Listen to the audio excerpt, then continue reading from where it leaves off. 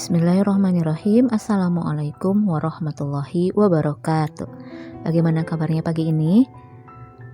Alhamdulillah, mudah-mudahan kabar anak-anakku semua sehat ya dan tetap semangat. Nah anak-anak, pagi yang cerah ini kita bertemu lagi dalam pembelajaran tematik mata pelajaran PPKN.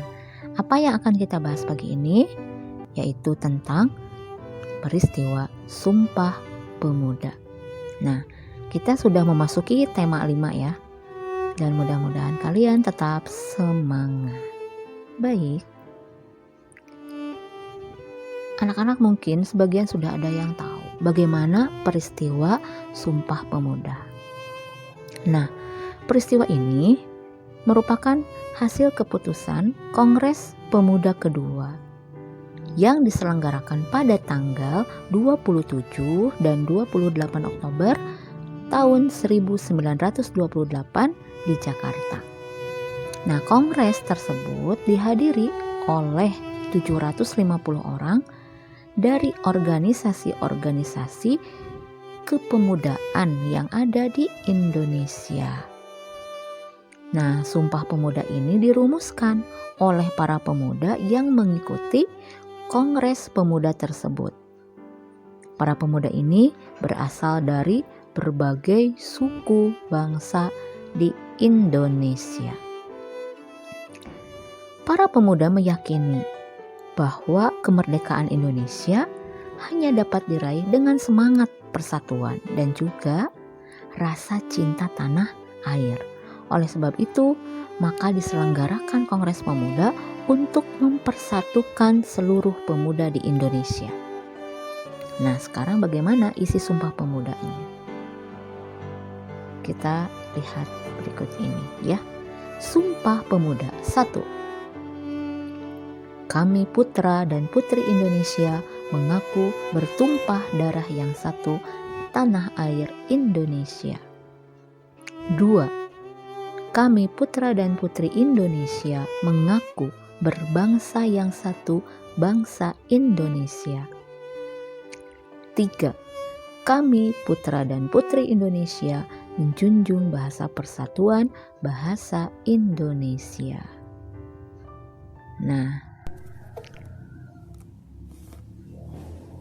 pada Kongres Pemuda ini pun untuk pertama kalinya lagu Indonesia Raya diperdengarkan dengan menggunakan alat musik biola oleh yang menciptakan lagu Indonesia Raya yaitu W.R. Supratman.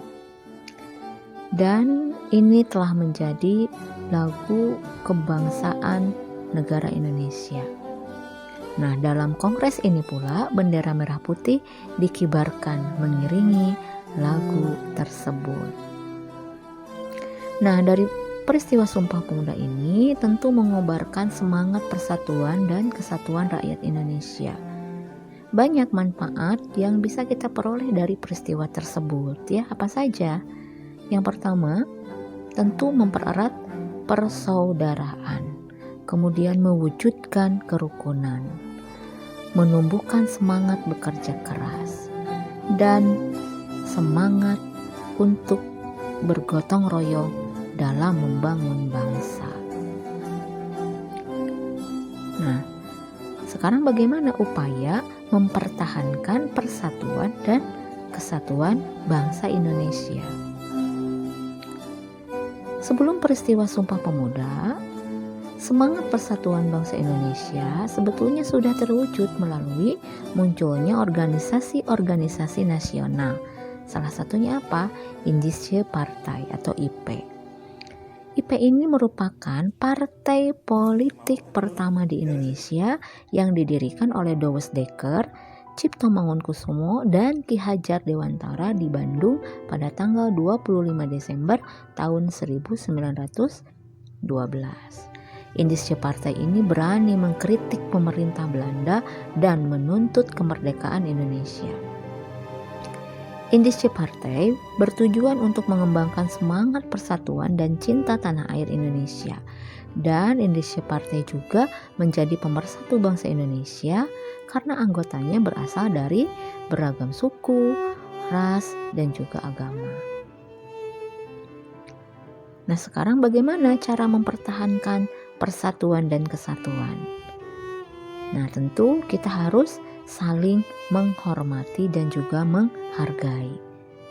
Lalu menghargai hak dan kewajiban antar anggota masyarakat, lalu bergotong royong dalam melakukan berbagai macam kegiatan, kemudian memiliki sikap peduli dengan lingkungan sekitar kita, kemudian menghargai pendapat orang lain saat bermusyawarah, lalu menolong tetangga yang terkena musibah, kemudian memiliki toleransi antar sesama.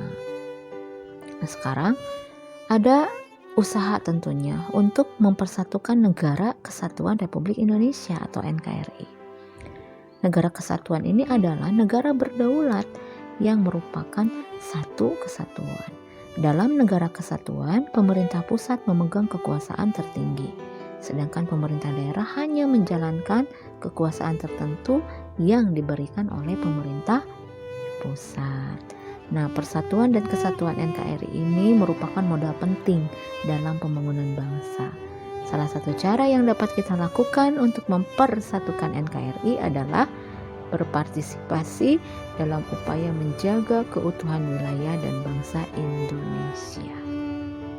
Nah, anak-anak, tentunya dari uraian tadi, tentu kita akan lebih bersemangat untuk menjaga persatuan dan kesatuan bangsa kita.